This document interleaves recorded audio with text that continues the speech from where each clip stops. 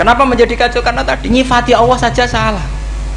Orang Islam baik dihukumi kafir hanya karena tahlilan, hanya karena manakiban dihukumi kafir. Sekarang inginnya Nabi orang menjadi muslim apa kafir? Lah mereka nyerang kita itu gak ada dalam sejarah sahabat. Ya sahabat kok nahlilin Nabi itu gak nabi. Mau didoain maghfir lahu. Kan ngenyek kanjeng Nabi jadi doain maghfir lahu. Ya mesti saja sahabat gak akan tahlilan ya. Yang kabudut itu Rasulullah, bahkan diistilahkan kabudut saja salah. Intaqala ila rafiqil ala.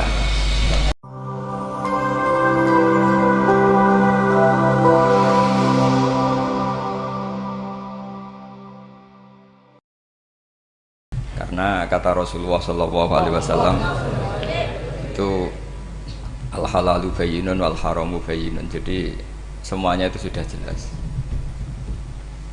Manusia itu diwatakkan untuk mencintai fitrah salimah, sehingga dalam tradisi jahiliyah sekalipun ketika Rasulullah mulai dakwah itu kata orang-orang Quraisy, Muhammad kalau kamu ingin aneh-aneh itu karena ingin kaya, jama'na laka malan, kita kumpulkan harta kemudian Anda jadi orang paling kaya. Kalau kemudian Anda ingin dari aneh-aneh itu mendapat perempuan, kata orang Arab jahiliyah sebelum ada Islam, kata mereka juga zawwasnakaha, maka perempuan itu yang kamu cintai kita akan mengkawinkan, menikahkan kau dengan dia. Artinya adatun nikah itu adat yang dahulu, dan mulai dulu yang namanya nikah itu melibatkan wali, melibatkan keluarga. Makanya diantara pujian tiba berjanji terhadap keluarga Rasulullah SAW adalah tarakus sifaha falam yusibhu ma'aruhu min adami wa ila abihi wa ummi. Sehingga sifah ini yang definisinya ya jelas, nikah definisinya juga apa? Jelas. Kalau ada orang tertentu yang belum jelas definisi itu sudah di bawah awam lagi. Sudah ndak awam tok, tapi sudah di bawahnya, di bawah nol. Sehingga nggak usah dilawan orang-orang yang punya nilai kayak kita ini. Jadi, karena tadi zaman jahiliyah saja, jika Muhammad kamu ingin aneh-aneh itu, ingin nikah, zawwasnaka, kita akan nikahkan kamu dengan perempuan yang kamu inginkan. Nggak ada dalam satu riwayat pun yang dikatakan maka saya sewakan atau saya bookingkan, nggak ada. Semua redaksi zawwasnaka. Itu artinya ada seremonial akad yang bernama apa? Nikah. Makanya dipuji tarakus sifaha falam yusibhum aruhu min adamiu wa ila abilau. Kemudian dalam fikih juga dikatakan nikahul jahiliyah adalah sah, tidak perlu ditajdid. Saya ulang lagi ya, nikah fil jahiliyah itu tidak perlu ditajdid fil Islam asal tidak ada mufsid yang dzati. Misalnya begini ya, kita tidak pernah dengar sahabat-sahabat yang masuk Islam kemudian nikahnya ditajdid oleh Rasulullah SAW. Itu menunjukkan peradaban nikah ini ma'ruf. Kecuali nikah ada mufsid yang permanen, misalnya menikahi saudara kandung atau nikahi buliknya atau nikahi mbahnya, dan itu hebatnya nggak terjadi dalam kafir jahili. Semua nikahnya normal dan dengan wali, sehingga Anda tidak perlu menyaksikan aturan-aturan fikih yang sudah dibakukan oleh ulama. Jadi nggak usah risau sama. Pokoknya sampean yakin saja ja'al haqqu wa zahaqal batil innal batila kana zahuqa. Nah kemudian ini yang makalah yang saya siapkan begini. Sekarang Indonesia itu dikepung oleh paham-paham keras. Sebetulnya untuk menghadapi paham-paham keras itu yang paling hebat tentu ilmu. Dalam banyak cerita, banyak saksinya juga. Pernah, ini masyhur sekali cerita ini. Saya Sya'rawi itu ketemu orang ekstrim yang mau mengebom orang-orang Islam yang sedang main di bar. Dugem lah kira-kira gitu. Karena di dunia Allah kok maksiat tok, ini baiknya mati aja daripada hidup, daripada ngeleng-ngeleng bumi gitu. Terus ditanya sama Syekh Sya'rawi, kalau betul mereka jadi mati, aina masiruhum, lalu mereka mati terus kemana? Dijawab oleh ekstremis tadi, ya ilanar, karena mereka matu fi hinil maksiyah, mati ketika maksiat. Terus jawabnya si Syekh Sya'rawi, lalu kalau mereka ke neraka itu keinginan Rasulullah apa keinginan kamu? Apakah pernah Rasulullah itu berkeinginan umatnya mati masuk neraka? Ya enggak. Ya sudah, kalau itu tidak keinginan Rasulullah jangan lakukan. Itu kan satu ilmiah yang luar biasa. Rasulullah tidak pernah ingin umatnya mati dalam keadaan siap masuk neraka. Makanya tidak usah mati pas itu ya. Bener MC tadi, kalau mati milih tanggal dan milih tempat. Ya itu diantara pujian-pujian yang masyhur tuh, yang dulu sahabat ada yang muji Rasulullah itu, khuliqta mubarra'un min kulli aibin faka'an nama khuliqta kama tasya. Jadi itu sebenarnya makalahnya sahabat, tapi yang untung Mustafa Atif karena dapat uang banyak dari nyanyi. Jadi itu sebenarnya makalah normal dari pujian seorang sahabat, tapi yang untung Mustafa Atif. Mungkin yang untung juga pengundangnya karena ternyata abadi ya. Tapi itu makalah itu. Nah cerita Imam Sa'rawi tadi, Sa'rawi Sa'rawi Mutawali Sa'rawi ya. Mufassir itu. Saya punya kitabnya itu 27 jilid. Saya sebagai peneliti itu ya ndak tasdek amat karena saya butuh adit ya, butuh penguat itu. Dan penguat itu pula yang saya bawa ke sini. Ya ini saya baca terjemahnya dulu, nanti saya baca Arabnya supaya dapat barokahnya Rasulullah SAW sebagai Jami'ul Kalim. Nabi pernah didatangi seorang bedui. Bedui itu Arabi, orang kampung. Minta sama Nabi, karena Nabi itu udah orang kaya, tentu kira-kira saya bayangkan ya dikasih 50.000 atau 10.000. Si Arabi ini tidak terima, dan tidak terima ngomong di depan umum. Ketika Rasulullah tanya, apa saya sudah baik sama kamu? Kata si Arabi tadi, tidak, karena kamu kikir hanya ngasih saya segini. Sahabat hampir marah saja karena Nabi tersinggung gitu. Tapi Nabi lalu mengajak orang itu ke dalam rumah. Kira-kira kalau Indonesia mungkin ditambah 200.000 atau 300.000. Kemudian, apa ini cukup? Ya cukup. Kamu sudah puas? Ya puas. Fajazakallahu min ahlin wa asyiratin. Dipuji-puji Nabi. Kemudian kata Rasulullah, ayo kita keluar. Keluar nemuin khalayak begini. Khalayak rame tadi. Kamu tadi mengkritik saya, menghujat saya di depan umum. Maka kamu sekarang harus memuji saya di depan umum supaya clear. Akhirnya mau dia, oke kita mau. Akhirnya muji-muji bahwa Muhammad itu orang baik, dermawan gini. Setelah itu dia pulang. Hebatnya Rasulullah ketika pulang kata Nabi begini, sabda Nabi gini, kalau saja dia pas benci saya itu kok mati, saya ulang lagi, kalau saja dia pas komentari saya buruk tadi kok mati, maka dia mati sebagai min ahlin nar karena berstatus pencaci maki Nabi. Akhirnya dia muji Nabi itu lewat disuap, lewat dikasih uang lagi. Loh itu sudah sah. Jadi saking baiknya Allah, Islam suapan itu juga sah. Itu kan muji Nabi itu karena di suap. Makanya ini penting. Sehingga dalam khazanah Islam itu memang agak aneh-aneh. Jadi di antara ceritanya dalam hukum-hukum Islam itu ada orang fasiknya minta ampun, tapi minta karena iman sama hadis bahwa nanti kalau ada orang mati disaksikan orang dua, apalagi kalau 4 min ahlil jannah, maka dia min ahlil jannah. Itu dia fasiknya minta ampun, nyewa orang. Nanti kalau saya mati bilang saya orang baik. Betul. Setelah dia mati bayar. Ini baik. Satu kampung nggak ada yang percaya ini saksi bohong. Tapi sama Allah diampuni karena kesaksian suapan. Lalu berarti jenengan ngalalo suap ya ndak, saya ada ngalalo suap, ngalalo sedekah. Karena sekarang kalau ada caleg bayar katanya sedekah. Ya sedekah terpaksa. Ini penting saya utarakan karena apa? Allah itu menilai itu tidak sama dengan pikiran kita. Makanya kubu sebelah ini terlalu ekstrim, memaksa Allah berpikiran kayak dia. Satu karena kurang ngaji, nomor dua ya tadi emosinya lebih tinggi ketimbang intelektualnya. Ini penting saya utarakan. Ternyata orang yang nyuap tadi apa nilainya plus, yaitu dia iman sama dawai Rasulullah SAW. Kalau yang namanya saksi itu penting, cuma dia mendapat cara itu lewat suap. Tapi kan iman kalau dawai Nabi itu benar, kalau ada saksinya pasti min ahlil jannah. Terus dia nyari saksi harus dibayar, ya dibayar. Sekarang sampai iya 1 juta nah. Sekarang saya tanya di KPPS atau di mana-mana saksi pemilu itu dibayar enggak? Dibayar sah apa enggak? Sah. Jadi kadang kebenaran itu harus dibayar. Ini penting saya utarakan karena ada orang perempuan cantik dirayu, digaji supaya main di klub, dibayar jadi orang maksiat. Lalu mungkin ada ustadz gaji dia, bayar dia supaya mondok. Gak tahu terusannya apa, terus diwayo apa enggak tahu saya. Pertanyaannya, ketika kamu bayar kemudian jadi santri, itu kamu dosa nyuap apa dosa sodako membiayai proses kebenaran? Sodako. Tapi kalau yang bayar untuk jadi pegawai klub maka membiayai kemaksiatan. Maka pembiayaan ini penting secara fikih, arahnya kemana?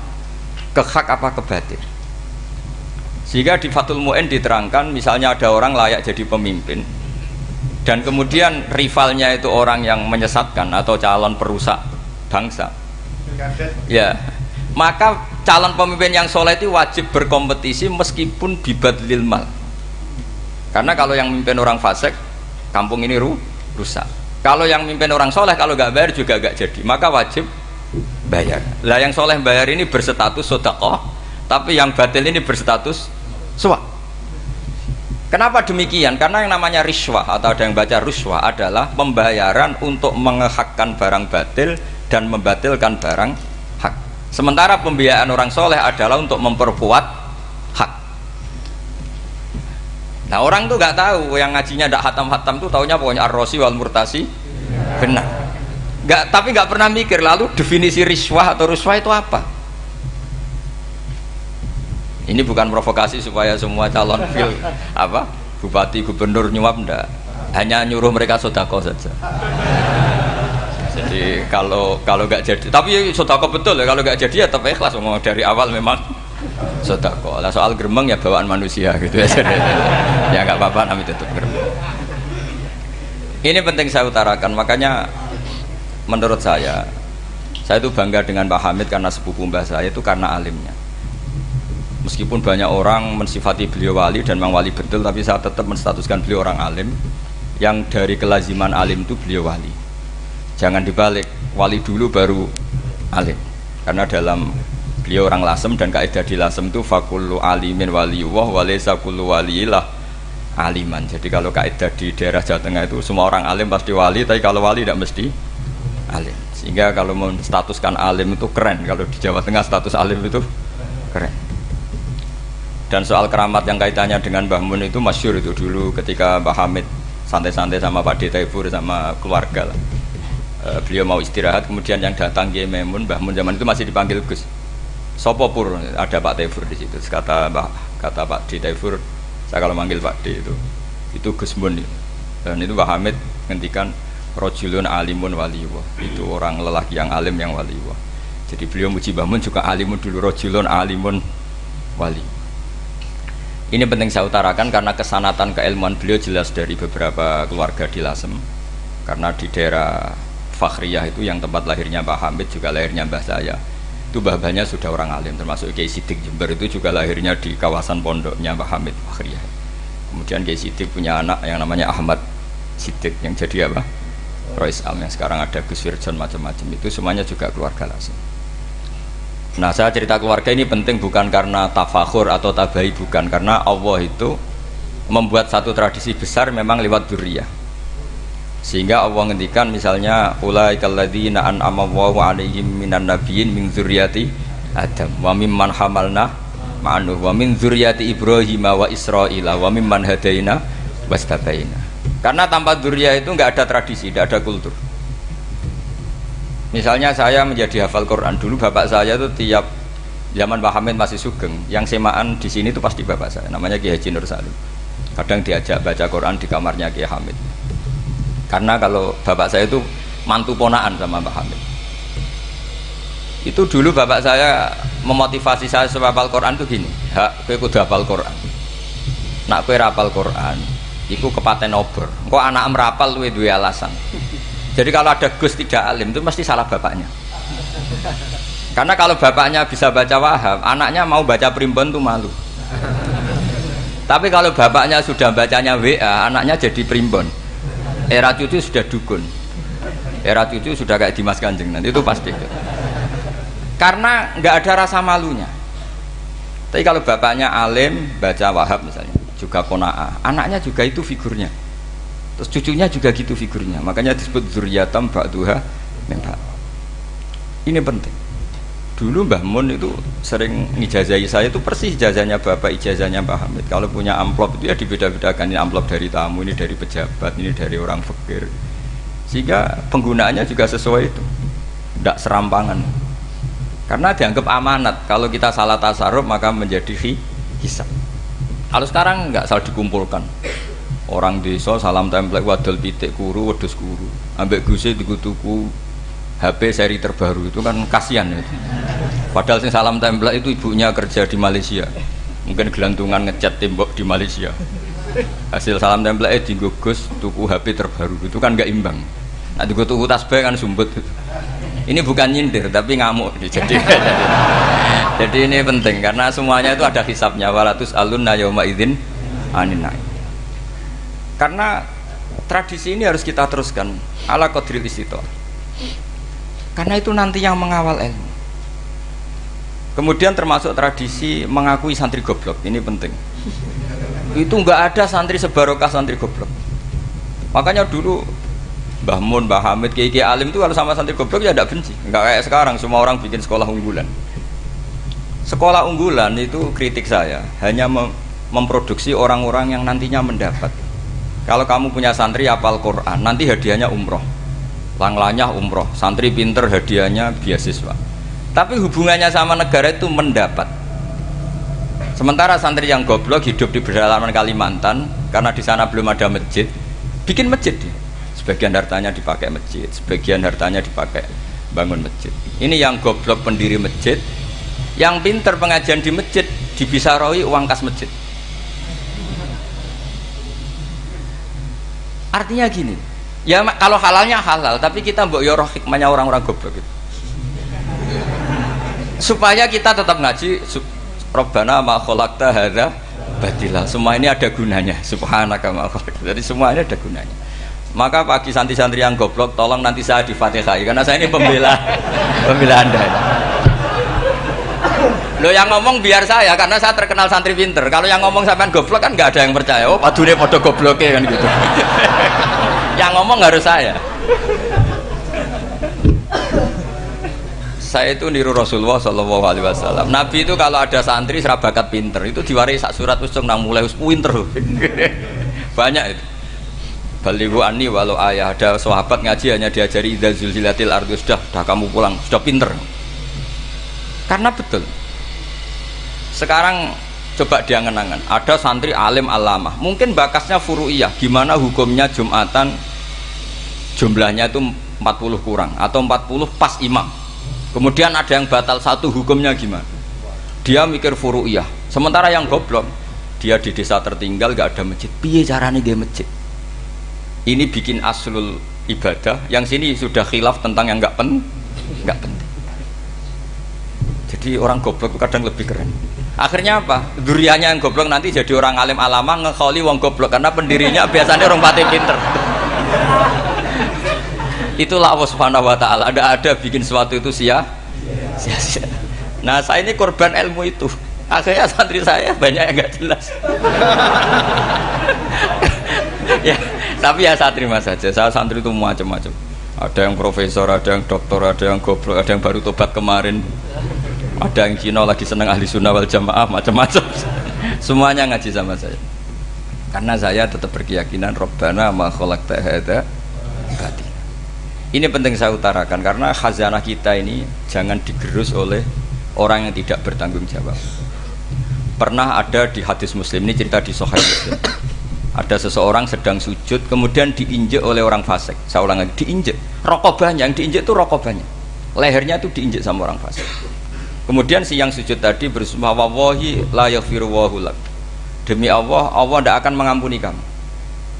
Itu Allah kemudian mewahyukan sama Nabi di zamannya. Wahyunya adalah manggalladzi yata'alla alayya alla aghfira li fulan laqad ghafartu dzunuba wa ahbattu amalak. Siapa yang mencantut namaku dengan menstatuskan saya tidak bisa memberi maaf, sungguh orang itu saya maafkan dan yang ahli ibadah amalnya tak cabut semua, tak hapus semua.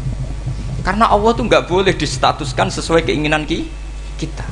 Kita sedang soleh terus mengatakan orang lain tidak soleh, Allah tidak akan ngampuni. Ngampuni tidak, itu wilayahnya Allah, dan Allah yaf'alu ma yasha, dan Allah berkali-kali memaklumatkan dirinya yaghfiru liman yasha wa yu'adzibu man yasha. Tapi ini kubu sebelah nyifati Allah hanya wa yu'adzibu, kubu sebelah kan gitu.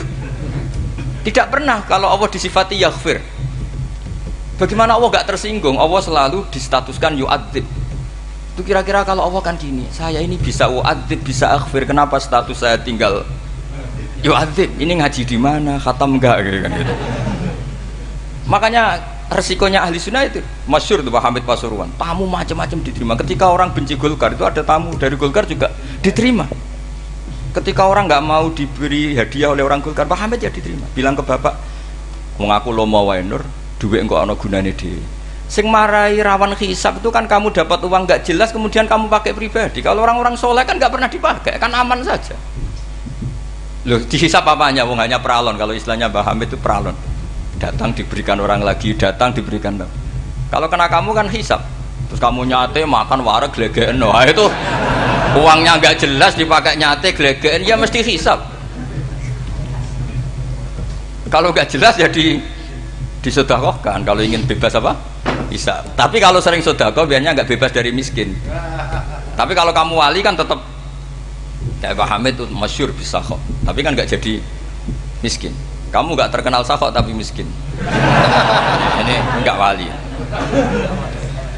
Ini penting. Jadi kebanyakan orang ekstrim karena mensifati Allah Taala itu hanya dengan status yu'adzib, tidak dengan status yaghfir. Dan itu mereka harus ngaji lagi. Kurang apanya Rasulullah SAW? Nabi sebagai manusia benci sekali sama pembunuh Hamzah karena qatilu ahabbin nasi ila Rasulillah, yaitu sama Wahsy. Siapa yang nggak tahu Wahsy? Qatala ahabban nasi ila Rasulillah, itu qatala Hamzah. Dan ketika Nabi nyuwun sewu maksud no Wahsy, Allah malah nurkan ayat laisa laka minal amri syai'un aw yatuba alaihim. Ada pilihannya aw yatuba alaihim. Apa yang terjadi? Justru Allah mentobati Wahsy. Memaafkan Wahsy, mentobati Wahsy. Ada sahabat yang dipuji Nabi Hamamatul Masjid, akhirnya su'ul khotimah. Kita tahu ceritanya siapa? Sa'labah.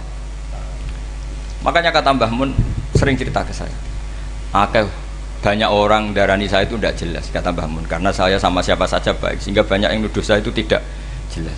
Kata beliau, ulama paling jelas ya saya ini, karena masih orisinil, kata beliau. Tapi pakai bahasa Jawa, karena tadi Mbak Idris bilang ada yang MA ya, Madura asli tadi, makanya saya terpaksa bahasa Indonesia tadi.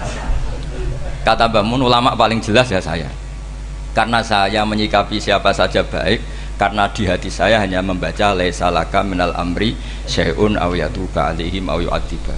Kenapa kamu vonis si buruk? Bisa saja nanti baik. Yang sedang baik bisa saja nanti bu. Kalau nasib seseorang nggak jelas, kenapa kamu sikapnya jelas? Nah ini orang-orang nggak ngaji itu memaksa orang lain jelas. Ini kubu sebelah pasti salah, ini pasti benar. Wong manusia kok dipasti-pastikan gimana? Kita ini tidak nabi. Kalau nabi maksum pasti benar. Kalau sampean maksum bisa. Apa? Maksum bisa. Jadi ketidakjelasan para ulama ini berdasar konstitusi tadi, bahwa itu wilayahnya Allah Subhanahu wa Ta'ala. Ini penting saya utarakan. Jadi penting sekali. Jadi orang yang sedang fasik sekarang bisa saja nanti tobat. Yang sedang sekarang soleh bisa saja nanti masalah. Sehingga Rasulullah tetap mengajarkan ya muqallibal qulub tsabbit qalbi ala dinik. Jadi kalau ngaji itu khatam. Khatam itu begini misalnya ya. Saya pernah ngaji Ihya, belajar Ihya khatam. Bahkan saya punya takrirannya berdasar kitab Ithaf, sarahnya Ihya. Kalau ingin tahu sanadnya sarah Ihya, ya misalnya Gus Idris ini, Idris ngaji Mbah Hamid Pasuruan, ngaji Mbah Dimyati. Mbah Dimyati ini ngaji sama kakaknya Kiai Mahfud Termas. Kiai Mahfud ngaji sama abahnya Kiai Abdullah. Kiai Abdullah ngaji sama abahnya Kiai Abdul Manan. Kiai Abdul Manan ini mulazim terhadap Sayyid Murtado Az-Zabidi. Jadi kalau santri Salafiyah ini ya kira-kira tokoh Sabiah. Karena Mbak Idris Sadisa ya kira-kira sampean itu dari pengarang Ithaf itu baru tokoh berapa? Sabiah, masih keren. Turun pitu. Masih kaya lah. Lah kamu kok miskin? Turun ke wolu katanya kan. Jadi nanti kalau masih keren.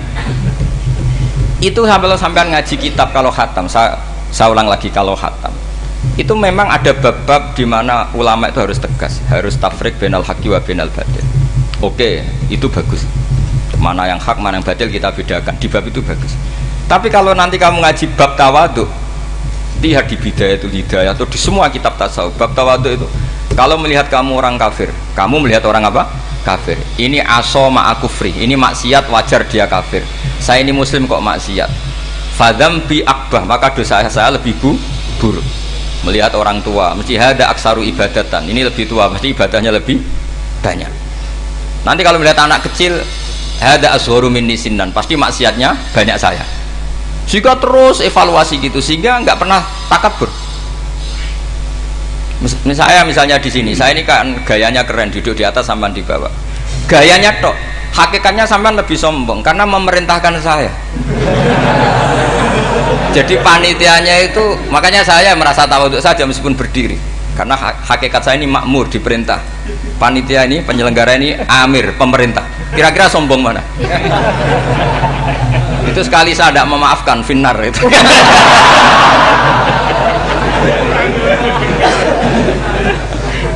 Tapi insya Allah tak maafkan lah. Iya masih insya Allah. Jadi ini penting. Jadi mbok ya orang-orang yang ekstrim tuh mikir keinginan Rasulullah SAW itu umatnya meninggal dalam keadaan baik. Makanya benar tadi, notulen tadi, kalau doa, kalau ingin mandi itu memang harus ada jadabnya. Tapi yang asli loh ya, jangan gaya-gayanan. Ya asli betul, yang nggak khilaf memang asli. Itu ada seorang wali doa di depan Nabi itu begini, ya Allah saya harus jadi orang soleh. Allah diharuskan itu kan nggak sopan ya. Ya Allah saya ini harus jadi orang soleh. Kenapa? Sekali saya soleh maka surroh habibu, yang senang kekasihmu.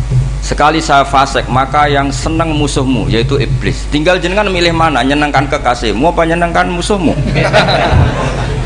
Akhirnya dapat aku ya sudah soleh aja, soleh ini kok doa kok neror orang ini. Kira-kira gitu. Jadi ya Allah saya harus jadi orang soleh. Kalau saya jadi orang soleh surroh habibuk, yang seneng kekasihmu. Kalau saya jadi orang fasik yang seneng musuhmu. Sedangkan tinggal milih saja, menyenangkan kekasihmu apa menyenangkan musuhmu. Kira-kira Allah seneng mana? Seneng menyenangkan. Wah itu doa paling mustajab. Tapi syaratnya harus anti bikolbin dan dari ijazah nggak mandi, itu ijazah nggak mandi. Maka ini tidak saya ijazahkan. Nanti kalau kamu ngalami isak sendiri, ngalami wujdi sendiri, terus ngalami itu insya Allah makbul. Tidak mau gaya-gayanan copy paste, nggak diterima itu. Jadi wali-wali dulu itu kalau berdoa itu sederhana, tapi dari hati yang paling dalam. Makanya Nabi Musa itu terkenal, orang paling seenaknya sendiri dan Nabi Musa hubungannya dengan Allah. Tapi sama Allah dimaafkan karena orisinil, tidak bikin-bikin. Rasulullah juga itu, kalau sudah marah itu doanya gitu. Cuma celakanya ditiru Nira Warisman dulu itu. Nabi itu ketika perang Badar itu jelas kalah, nggak mungkin menang, sudah jelas kalah. Nabi hanya 313, orang kafir 1000 dengan perlengkapan apa? Sudah lengkap semua. Setelah perang dilihat itu jelas kalah. Seri awal yang memang kalah betul. Doanya Nabi apa? Allahumma intuhlik hadil isobah lam tu'bad ba'dal yaum. Pun Gusti silahkan bikin kalah, tapi ra ono sing roh najenan pangeran. Bon lairan jenah dadi pangeran, serana sing roh. Enggak ada ibadah. Intuhlik hadil isobah lam tu'bad ba'dal yaum. Kalau engkau menghancurkan kelompok saya ini, jenengan sebagai Tuhan tidak ada yang nyembah lagi. Karena yang nyembah tinggal kelompok kita. Tapi yang ngendikan Nabi, kalau kamu niru tidak bisa. Gak bisa kamu doa, ya Allah saya ini santri salafiyah, kalau saya bodoh menjadi presiden buruk terhadap alumni salafiyah. Gak apa-apa sekali-kali doa gitu. Tapi kata Allah lainnya masih banyak.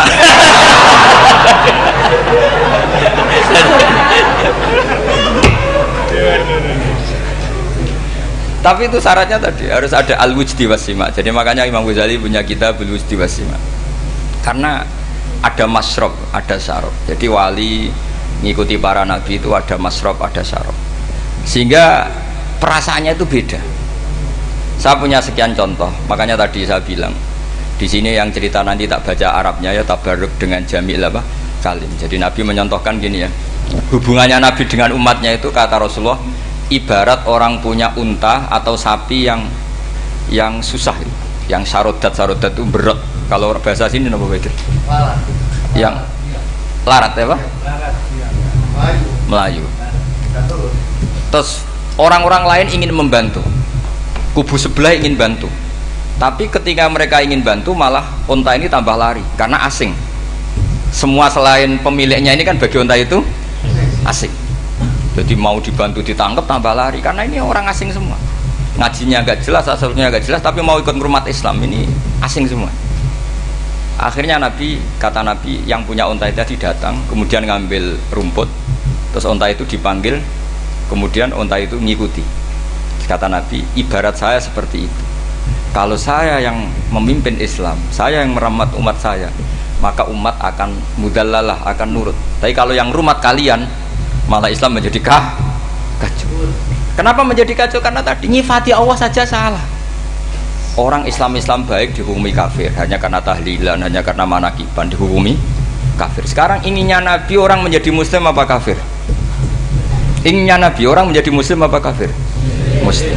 Lalu gara-gara melakukan perilaku tertentu dihukumi kafir. Iya, ziarah wali songo musyrik, nyekel patok musyrik. Katanya minta sama mayit. Padahal saya andekan jadi mayit itu diziarahi sampean nggak seneng. Nggak senengnya karena ya kadang murid itu ziarahi gurunya ya kurang ajar. Masa gurunya dibilang gini, ya Allah, ingkana musinan fazid fi ihsani, wa ingkana musian fatajawas anhu. Kata gurunya, soleh tenan darani ingkana. Makanya saya tidak suka zaman ziarah ke saya. Kecuali doanya ditasihkan dulu ke saya. Makanya nggak boleh ziarah itu pada Nabi, bisa murtad kan? Coba itu baca di depan Nabi, murtad gak? Ya Allah, kali ini baik maka gini, kalau buruk masa Nabi baiknya ingkana. Lah orang-orang yang menyerang kita kan itu gak ada zaman sahabat doa seperti itu. Ya mesti gak ada, mana mungkin sahabat baca itu di depan Nabi. Masa Nabi didoain, ya Allah kalau dia baik maka fazid, maka kalau dia buruk, ya gak mungkin. Lah mereka nyerang kita itu gak ada dalam sejarah sahabat. Ya sahabat kok nahlili Nabi itu gak nabi, mau didoain maghfir lahu. Kan ngenyek kanjeng Nabi jadi ngono ighfir lahu. Ya mesti saja sahabat gak akan tahlilan. Yang kabudut itu Rasulullah, bahkan diistilahkan kabudut saja salah, intaqala ila rafiqil ala. Nah kalau sampai harus ditahlili, kalau enggak yang rokok betul. Amalnya pas-pasan, dosanya berkelanjutan. Kondak gimana? Punya tanah warisan yang hasil ngerebut milik orang lain, kamu sudah mati, dipakai anak cucumu, ini berkelanjutan enggak dosanya? Berkelanjutan, berseri-seri. Mereka kalau nyerang kita kan sahabat tidak melakukan itu untuk Nabi, ya nggak mungkin lah sahabat mendoakan itu pada Nabi, kan nggak mungkin. Coba kalau kamu jadi mayit, terus kamu gurunya, terus ada murid kamu bilang Allahumma ingkana musinat fazid fi isani wa ingkana musian fatajawaz anhu, mesti kalau kamu bisa bangun. Ya Allah, cong meyakini saya soleh itu masih ingkana.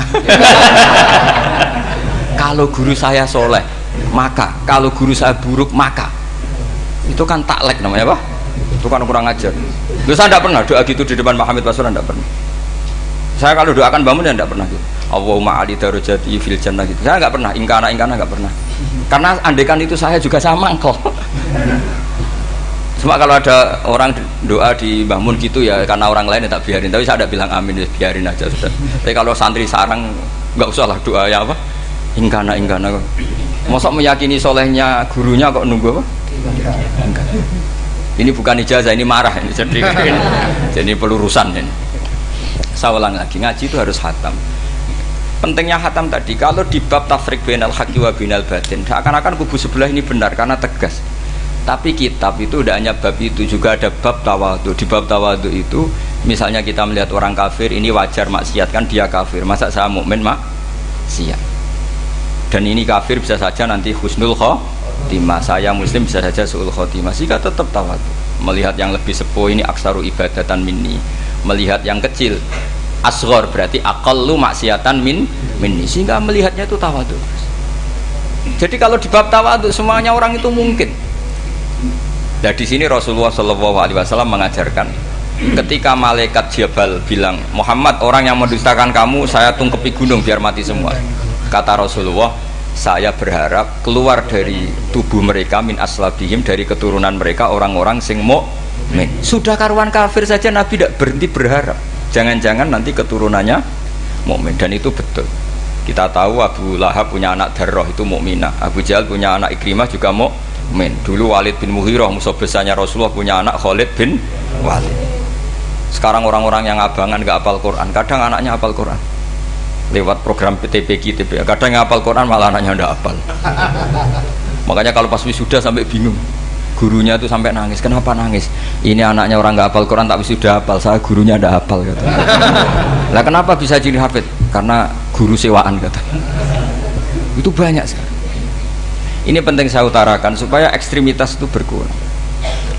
Logika-logika yang dibangun ulama itu ngikuti riwayat. Agama itu ngikuti riwayat, bukan sekedar akal. Saya punya contoh ketika kitab Ihya menutup kitabnya, yaitu Imam Ghazali. Itu ada dua orang. Ini di akhir kitab Rojak dan dipakai nutup kitab Ihya sebagai rojaknya Imam Ghazali. Ada dua orang min ahli nar dipanggil sama Allah. Ini sekaligus ijazah. Kali ini ijazah betul. Yang dipanggil ke surga itu masih muqayyad dan biangkalil jahim, masih muqayyad, masih dibelenggu sama atribut neraka. Terus sama Allah ditanya, piye jong kabarin rokok? Wah syarra makanan Gusti mun rokok jenengan takokno sekarang ra enak jen. Terus kata Allah, ya sudah kamu kembali ke sana karena kamu memang orang fasik. Itu lari, semangat mau ke neraka. Ini ijazah. Semangat disuruh kembali ke neraka itu semangat lari. Allah tanya, loh Jong kenapa kamu semangat? Ya Allah, saya ini sudah kapok. Dulu ketika di dunia kamu perintah, engkau perintah, saya tidak semangat. Maka kali ini jenengan perintah saya semangat. Karena saya sudah kapok. Setiap engkau perintah saya ada lari semangat ke neraka. Nah barokahnya semangat masuk neraka ini, kata Allah, ya sudah kamu di surga saja. Maka ijazah nanti kalau ada pengumuman silahkan masuk neraka, kamu harus lari sekencang-kencangnya. Karena itu perintah Allah apa? Yang ketika kita di dunia kalau diperintah males-malesan. Kalau kamu diperintah sholat subuh jamaah kan males-malesan. Dan itu menjadi kita masuk neraka. Sebagai kafarah itu ya Allah, karena ini perintah engkau, saya tidak males-malesan lagi. Wis ngebalikin rokok, lari semangat. Allah akhirnya harus dimaafkan. Panggil lagi, sudah di surga saja. Barokahnya semangat masuk neraka. Nah, ini ijazah ini. Ya diterima ya. kok enggak semangat terima ya. Yang kedua enggak. Sudah kamu kembali ke neraka, pelengahan gitu. Enggak semangat. Allah dilihat terus enggak semangat. Kenapa kamu toleh? Ya Allah, saya tidak pernah ngira ketika engkau manggil saya ke surga, kemudian engkau kembalikan lagi ke neraka. Ya sudah di surga saja, barokahnya husnudzon. Jadi ini ijazah, kamu milih dua itu, milih yang mana terserah. Artinya apa? Logika kamu itu tidak mesti masuk apa yang dilakukan oleh Allah Subhanahu wa Ta'ala. Itu logika kamu kan tidak masuk, tapi Allah yaf'alu ma yasha. Ini penting saya utarakan.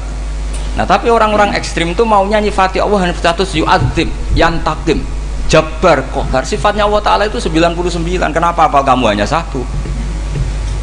Jadi tetap saja menghadapi fenomena seperti ini tetap laisa laka minal amri syai'un aw yatuba alaihim aw yu'adzib. Sehingga setahu saya Mbah Mun, Mbah Hamid Pasuruan, guru-guru kita, habaib yang alim-alim itu melihat tamu macam-macam ya dilayani semua. Karena ini ngadepi fenomena sosial yang semuanya tidak jelas. Kalau nggak jelas apa? Ya kita bisanya berharap karena afdolul ibadah itu intidharul farad. Kalau belum Islam sekarang kita harapkan nanti. Kalau bapaknya enggak kita harapkan anaknya. Kalau anaknya belum kita harapkan cucunya. Karena agama ini limangka nayarjuwo hawal yaumal akhir. Agama ini bagi yang terus berpengharapan, bukan bagi yang putus asa. Ini yang penting saya utarakan. Jadi apalagi Allah sudah punya rencana tadi, yang goblok-goblok di pedalaman Dayak bikin masjid, yang pinter-pinter ramen lomba untuk sangu, untuk umroh. Kira-kira memberi sama mendapat pahalanya keren mana? Memberi. Tapi tidak usah jadi goblok tidak usah direncanakan, sudah terjadi. Jadi makanya saya bela karena sudah terjadi gitu, tapi tidak usah direncanakan. Nanti terus wah goblok aja cara Gus Bak gak apa-apa ndak. Sudah kadung, ini cuma kita itu iman ya. Jadi karena yang pinter itu yang jumlahnya tidak banyak. Ini kita bully saja. Karena kamu bully pun tetap mulia kan orang pinter ini. Tapi kalau orang goblok gak dibela habis dia. Yang pinter buat dikritik kayak apa kan tetap mulia kan. Lah yang muji sudah banyak, saya ngeritik saja lah. Ini tidak akan jatuh. Tapi yang goblok ini kan nggak ada yang bela. Saya sebagai umatnya Rasulullah, pecinta umat Rasulullah tak bela, tenang saja. Ada hikmahnya apa? Hikmahnya orang goblok. Betul loh, saya itu sering ketemu dokter, ketemu profesor tuh nangis. Tak tanya kenapa nangis. bapak saya itu petani, saya di Jogja sampai jadi dekan, jadi rektor. Tapi saya sekarang rektor, anak saya sekedar SMP naik itu sudah senang. Nggak dengar kabar ketangkep BNN sudah senang. Padahal saya ini ahli metodologi. Ternyata pinter bapak saya. Karena bapaknya tadi hanya petani bisa menjadikan anaknya profesor. Tapi profesor tidak mesti bisa jadi. Anak saya naik SMP aja sudah senang. Karena Allah ingin membuktikan pinter kamu itu tidak ada artinya di depan iradatullah. Di depan apa? Iradatullah. Supaya orang tunduk.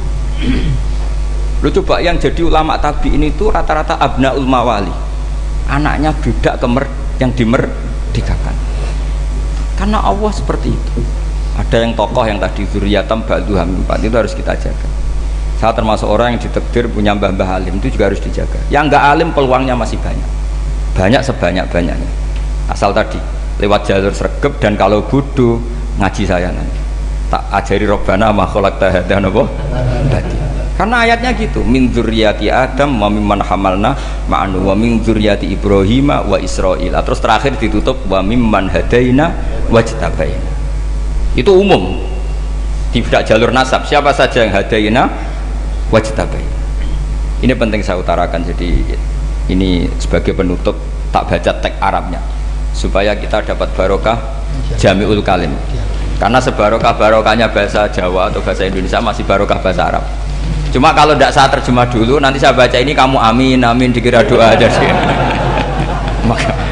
Makanya ini diterangkan dulu biar gak korban apa diamini. Karena saya ini pernah Jumatan di satu kampung, imamnya itu sepuh. Imamnya sepuh, khutbah itu gak selesai karena dia gak bisa menyelesaikan sesuai teks di bukunya itu. Yang belakang mangkel terus amin amin. Akhirnya Pak Khotib ngadeg lagi, congkurung doa congkurung.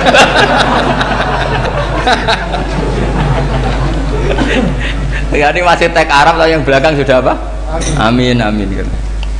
Ya saya baca. Yang disimak. Bismillahirrahmanirrahim.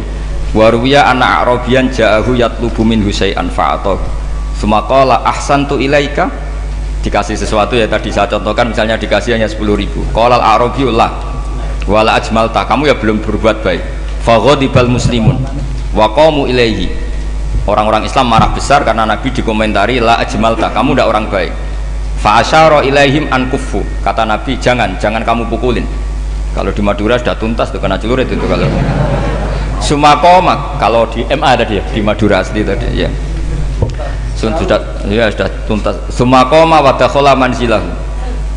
Setelah itu terus arsala ilahi sallallahu alaihi wasallam wa zadahu syai'an.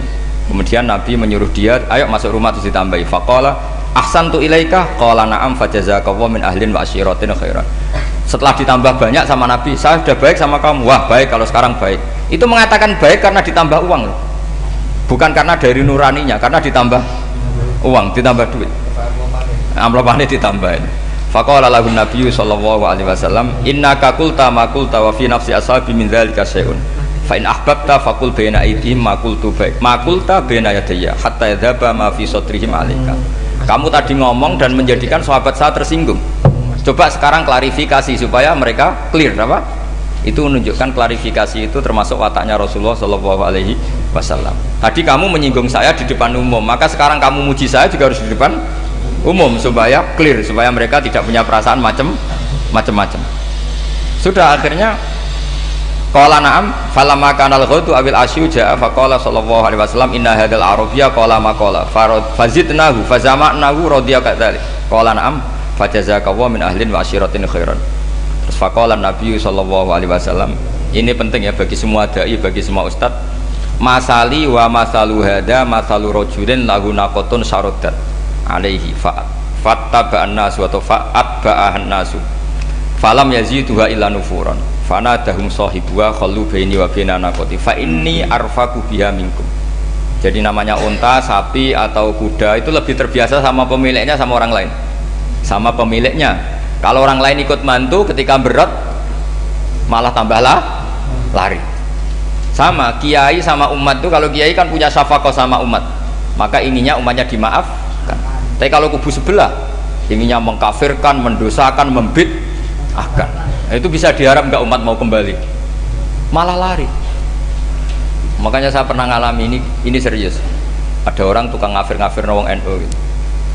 Di majelis, satu majelis dengan saya. Singkat cerita saya NU pinter, waya jamaah duhur itu waya sholat. Ayo jamaah, aku gak sholat. Kenapa? Kafir sholat bareng. Gak wajib wong kafir sholat. Tidak usah kafir, sholat saja. Mereka itu kan omongannya ta'arud, mengkafirkan kita tapi mewajibkan kita sholat. Sholat wajib gak bagi orang kafir? Gak wajib. Berani gak mereka mengatakan yang dikafirkan tidak perlu sholat karena sudah kafir? Berani gak kira-kira? Gak berani. Jadi omongan mereka itu paradoks semua karena memang gak pernah ngaji. Gak pernah apa? Gak pernah ngaji. Ngajinya betul-betul gak pernah khatam tadi. Ya, jadi kata Rasulullah, fa inni arfaqu biha minkum wa a'lamu fatawajjahala baina yadayha fa akhudalaha minkum mil ardi faradda hatta ja'at wastanakhat wa shadda 'aliya rahlaha wastawa 'aliya wa inni law taraktukum kaqaulihi. Terus ya sudah seperti itu. Faradda hatta ja'at wa shadda 'aliya rahlaha wastawa 'aliya wa inni law taraktukum terus itu walhasil itu terusannya hadis itu, kalau saya membiarkan dia dengan keyakinannya tadi mengkritik saya dan dia mati maka dakholan. Jadi intinya gini, seneng Nabi dibayar itu sah. Seneng Nabi dibayar itu sah. Seneng Nabi dibayar itu sah. Jadi ya kalau ada maulid terus kiainya ngasih makan terus menjadi seneng Nabi karena ada Bukharinya, itu juga sah. Ono zaitune sah. Terus kiainya seneng karena untuk amplop juga sah. Jadi ini sudah ini sama-sama sah. Karena untuk kebaikan selalu sah. Ya habis kalau kajian di sini mesti ada sarapannya pertama. Iya. Kopi dan sarapan ngaji pagi. Yeah. Jadi orang datang ingin sarapan tidak apa-apa. Tidak apa-apa, sah itu. Sah. Sayyid Muhammad juga gitu, kalau ada orang ngaji dikasih uang juga sah.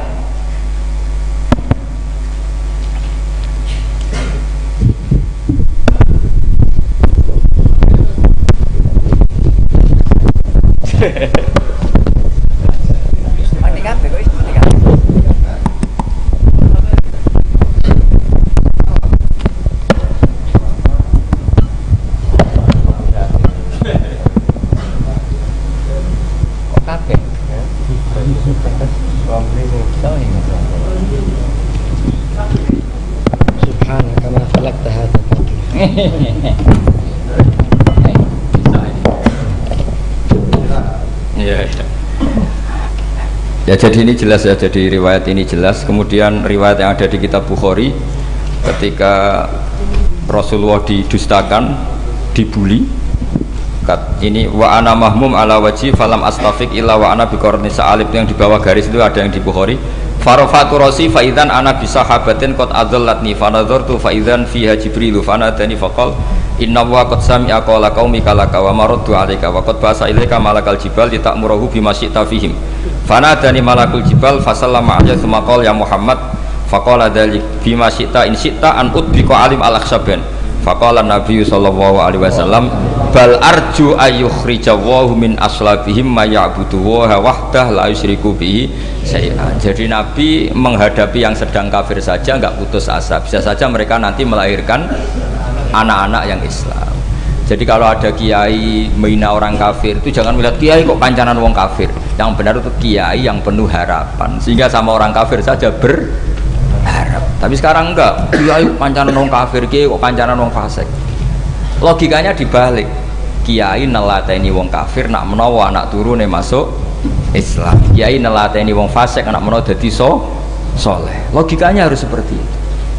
Nah, soal perang itu beda. Perang kan mereka sudah menstatuskan diri ingin bunuh kita, tentu kita harus berani untuk mempertahankan diri. Tapi kalau kondisi normal tidak bisa seperti itu. Ini kan kondisi normal.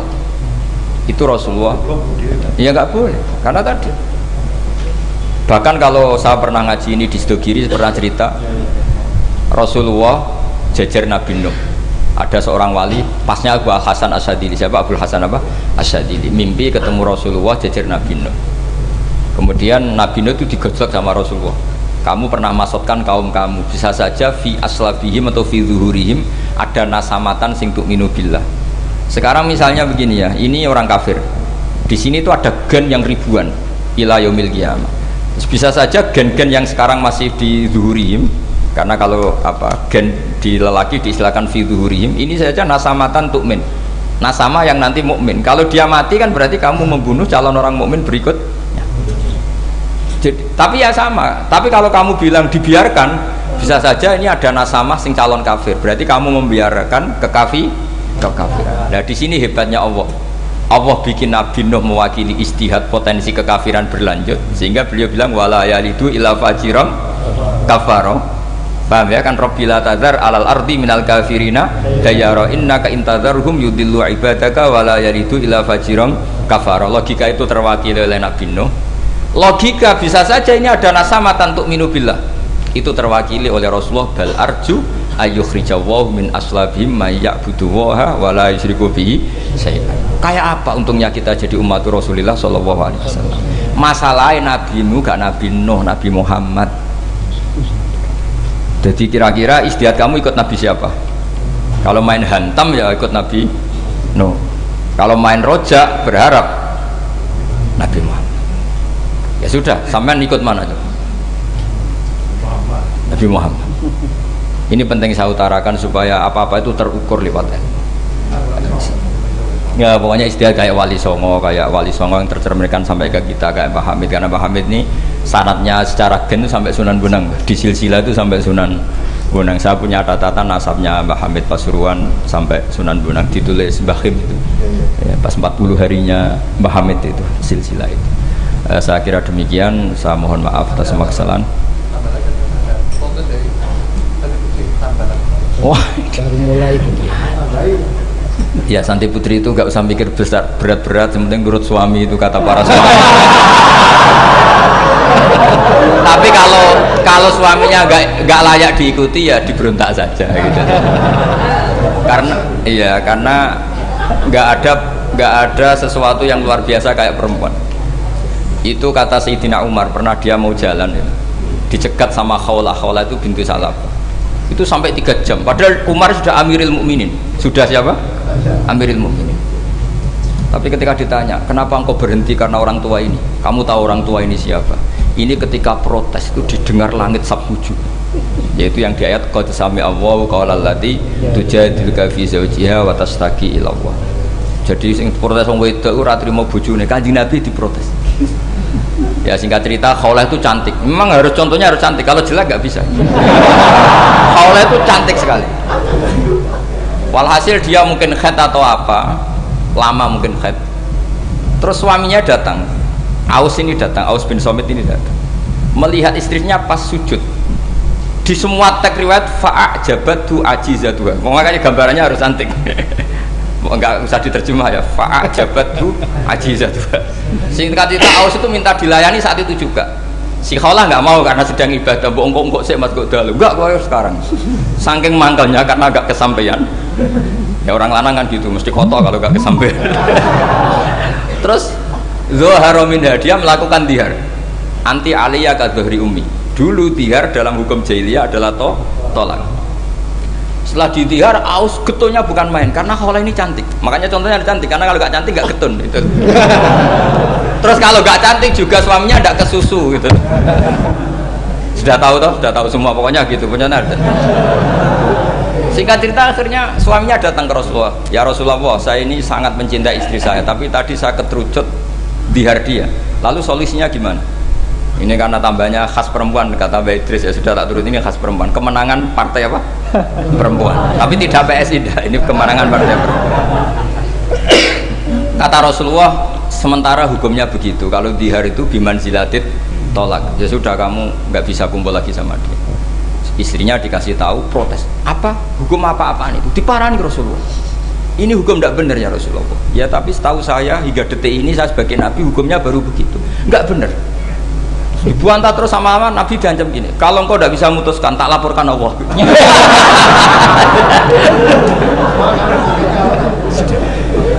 Akhirnya ini pulang sujud sholat lapor sama Allah. Dan ketika lapor sama Allah, ya Allah ini tidak fair. Lapornya tuh jorok sekali. Qad nasartu lahu batni akala syababi wa nasartu lahu batni akala syababi. Muda saya sudah dihabiskan sama suami saya. Wa nasartu lahu batni, tidak usah diterjemah. Tapi ketika saya sudah tidak muda, sekarang saya mau diceraikan lewat apa? Dihar. Terus wa innali auladan, saya ini punya anak banyak. Indomam tuhum ilayya jauh. Kalau saya rawat pasti mereka kelaparan. karena saya miskin, saya seorang perempuan. Tapi wa in domam tuhum ilaihi do'u. Nak tak elokno bapak mesti ditinggal wayang, wah kira-kira gitu. Wayang gerutu sendiri. Akhirnya Allah jawab bahwa dihar itu tidak tolak. Lah akhirnya Nabi manggil dia, panggil perempuan tadi. Padahal Nabi gak dengar, itu di kamarnya sendiri perempuan tadi. Terus qad sami Allahu qala allati tujadiluka fi zawjiha wa tashtaki. Itu semua teks ya tujadil. Allah mendengar perempuan, lati itu perempuan tujadiluka sing madoni kowe Muhammad. Nek dadi kiai dipadoni wedok enteng, Nabi saja dilabrak. Wes musa perempuan tuh repot. Nabi dilabrak. Sampai jadi surat Mujadilah. Makanya saya kalau baca Mujadilah dan baca Mujadalah, ini kaitannya dengan tasrif. Jadalah yujadilu mujadalatan. Karena sekali nggak bisa tasrif nggak sah jadi mufassir. Ya jadi kalau kafaro ya kafiru ya takfiron. Iya. Kira-kira kan gitu. Fa'ala yufa'ilu ya taf'ilan. Jadalah yujadilu mujadalatan. Jadi kalau mujadalatan itu masdar, karena ini subjek pelaku mujadilah, jadi boleh mujadalah bisigotil masdar, boleh mujadilah dengan sigot isim fa'il, karena wanita pembantah Nabi itu didengar oleh Allah. Makanya ayasma'uha rabbul izzah min fawqi sab'i samawat walam yasma'aha Umar. Allah saja mendengar dari langit 7, masa Umar gak mau mendengar? Jadi makanya kalau Umar macam-macam, orang nyewa khaulah, kamu yang ngomong. Lagi-lagi dengan assalamualaikum warahmatullahi wabarakatuh.